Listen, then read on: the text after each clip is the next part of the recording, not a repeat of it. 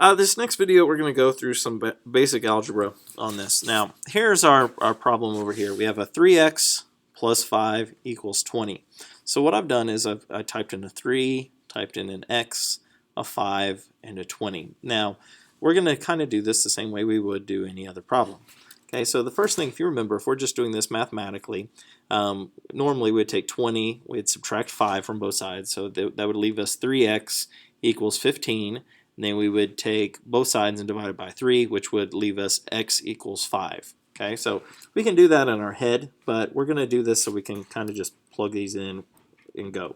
So the first thing is I'm going to hit the equal sign, okay, because I know that's how I'm going to start my formula.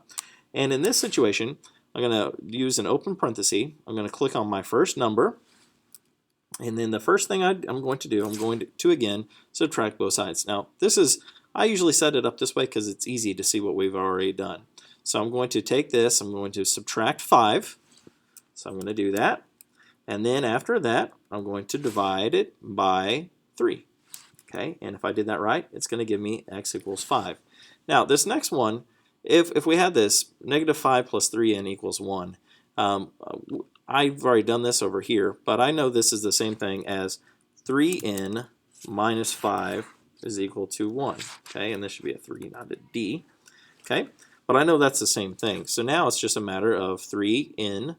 We have a minus 5 instead of a positive 5 here.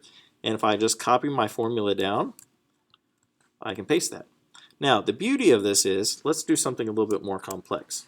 Okay, let's do 64x minus 10 equals 20, well, let's do 2002, just for the sake of doing it. Okay, so again, I'll type in 64 here, do an x, a minus 10, and then we'll say 2002, and all I have to do is copy my formula, paste it here, and that will give me the answer.